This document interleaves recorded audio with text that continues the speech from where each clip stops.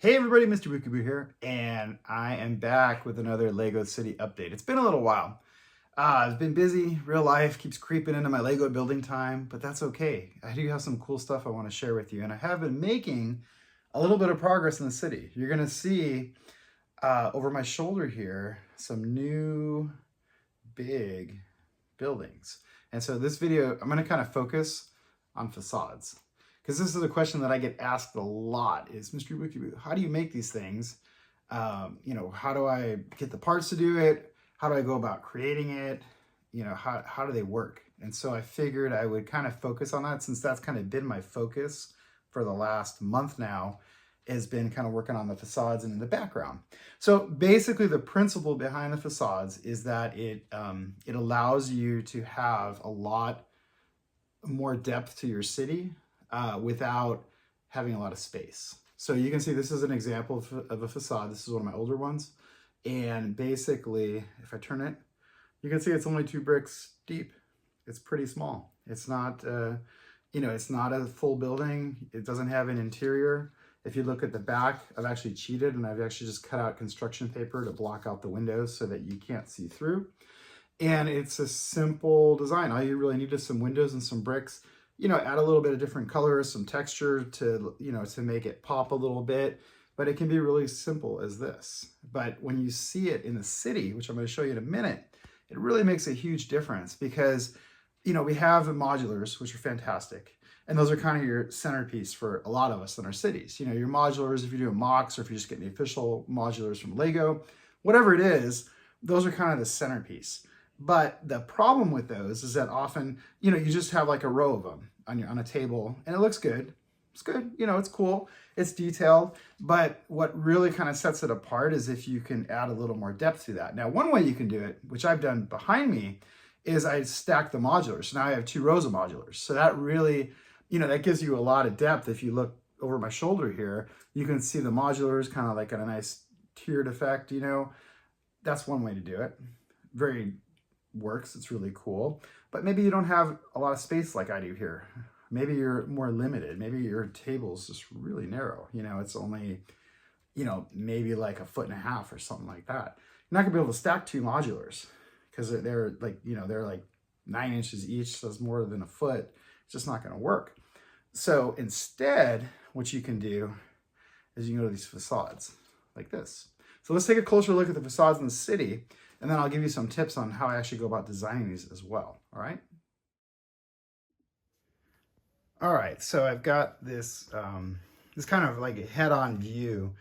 And so you can see in the foreground, you see the modulars. I have my custom tuning garage, detective's office, and the diner.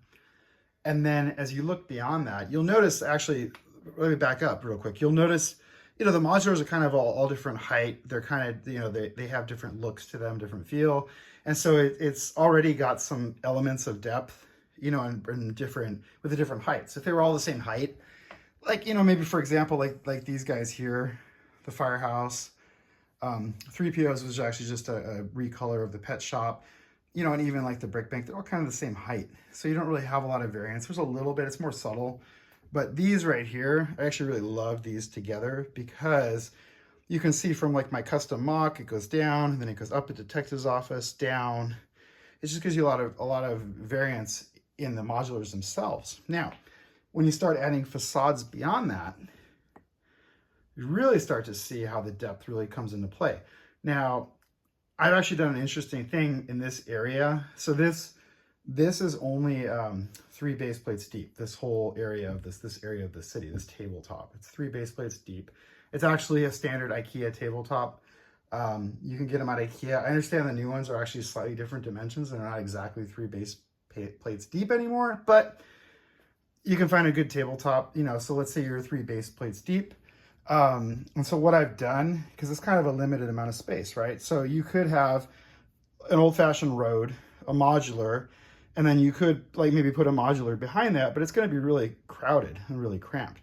In this instance, you can see here, I wanted to get a train track, a road, a modular, and still wanted to have some depth beyond there. So what I did is, well, I used the new roads, which are a lot narrower than the old ones. So that right there allowed me to put the train track in the front here that you see. But then in the back here, you can actually see there's actually like, so now there's 3 layers of depth to this whole like cityscape right here. So you have your modulars in the front. You have, I call these like half facades. So these are actually, and you can actually see right here on the hospital, you can see how this is actually like, it's not 16 deep, but it's like 12 studs deep. Same thing with this condo. It's just a little bit deeper. It actually, the hospital actually has an interior you can actually see inside. So you can see some of the detail in there. I need to light it up yet. The condo will eventually have, you know, people living in it. I got to add all the, you know, bedrooms and living rooms and all that good stuff. And then beyond that, you see these large facades. So you have this whole height trick going on. You have the depth because you have, you know, your full-size modulars with their full interiors in the foreground. You have these like half modular, half facades, and it is an intermediate.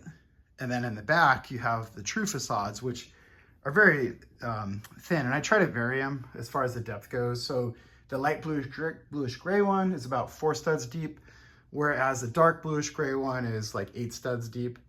You know, it gives you variety. And again, I vary the height with them as well. So these are, you know, like more like skyscrapers in the background. And then the same thing as I move over this way, you can see, so there's the brownstone. This I've actually added more floors to because I actually really needed it. And then I have this dark tan facade in the back as well, which this one, they've all kind of moved around over the years in the layout.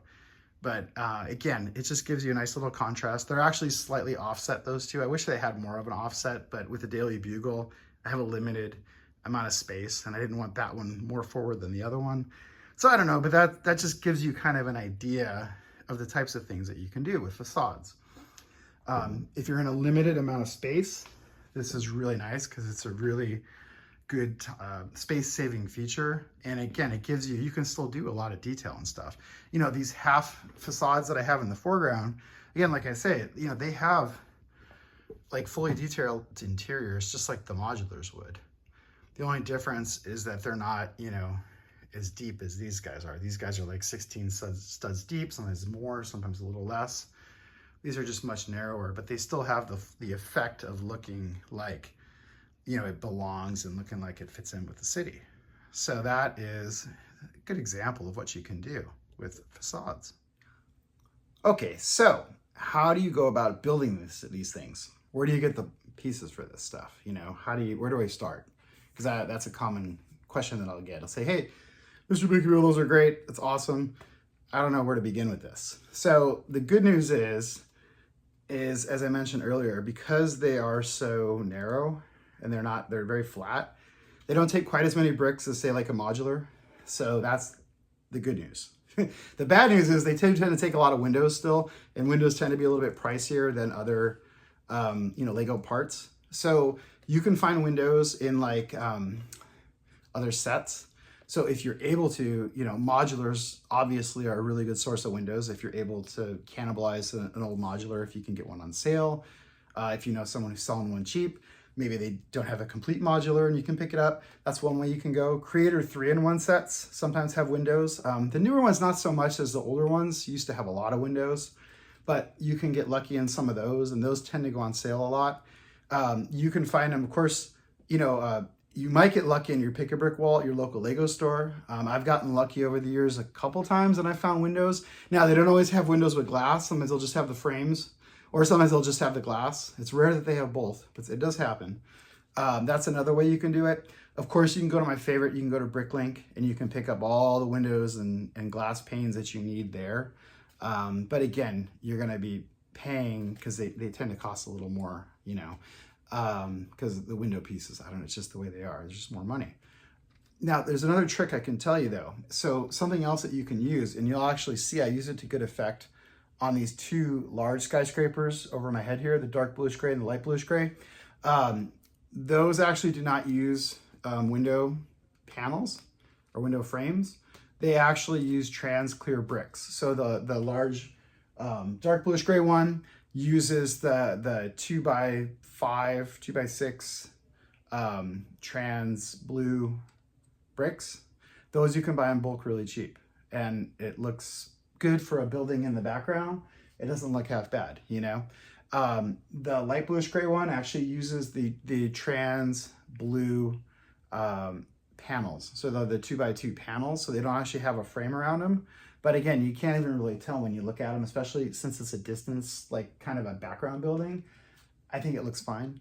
I don't really notice that it's not actual like windows. So that's another way that you can kind of cheat with windows if you're kind of short on, you know, if you don't have a lot of windows, if you don't have them laying around. And then as far as the bricks go, you know, a lot of it's a lot of bricks, you know, but any kind of building work that you're going to be doing takes a lot of bricks. You know, if you're building a modular, whatever it is, like I say, it tends to be less than a modular because you don't have a back, you don't even have sides in a lot of instances. You can totally cheat and just make it 2 deep, 4 deep. You know, you can chintz, they're hollow in the middle. There's no floors typically in these unless you're doing like something like these intermediate facades that I have here, like the condo and the hospital. Those will actually have plates and floors because I'm going to do more detailed interior because they're kind of closer to you so you can actually see in them. But you don't have to. You could put, you know, curtains. You can cheat on bricks. You don't have to use bricks to block off windows. You can use construction paper like I've done here. All the large facades in the background here, all these ones in the back, all have construction paper in the back because it saves money. It's silly to waste brick for something that you're honestly never going to see and no one's going to be the wiser. Well, now you guys are watching this, so you can call me out on it. But I mean, it's just a way to save some money, you know, because I mean, you could brick this all in, but why? Save the bricks, right? Save them for some other project you're going to do. But yeah, so those are all good sources for brick. You know, and then the last thing you want to think about is like just the color scheme of it. So I tend to try to avoid putting light colored buildings next to each other. So even with modulars, you look around, all my modulars are kind of separated. So I don't have like 2 browns next to each other, you know, 2 reds or whatever. You try to mix it up. So I try to mix it up with the facades as well. So you want to try to mix that up. So as you look, you'll see now with the grays, those are kind of neutral and there's not a lot of gray modular buildings, at least the official ones. I tend to build a lot of gray buildings. I don't know, I like working in gray. But those kind of go with anything. So those are fantastic background buildings. Now you'll also notice if you look in the front, so I have these retaining walls with the rock work in the front. And then now I have the facades in the back that are the dark gray and the light gray. So it just kind of frames it almost. It frames all the colorful stuff in the middle. Kind of an unintended consequence when I was building it, but I was like, oh yeah, that's kind of, you know, it just kind of it frames everything nicely and it draws your eye into all the stuff that I really want to focus on, which is all the detail in the middle, the modulars, you know, the little scenes, the lights, all that cool stuff. So that's another added benefit that you have when you do the facades. If you're going to do like neutral colors, you know, but you can get crazy. You know, I had a lot of sand green, but not enough to make a giant skyscraper, but I was able to make this little guy. Dark reds look good. You know, pretty much any of your modular colors look good. Again, just be wary of where you're going to be placing them in relation to the modulars so that you don't have like, you know, brown with brown. It's going to kind of wash out and it's going to blend in. So you want to be aware of that as you do it.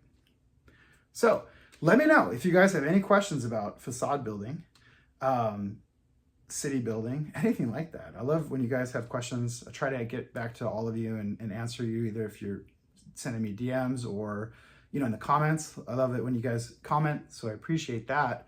And hopefully this was helpful. Let me know what you think. Let me know if you've built some facades or if you think you might want to do that, because it really is a nice way to get more out of your city in a small amount of space. You don't have to have a huge layout. You don't have to have a gigantic tabletop.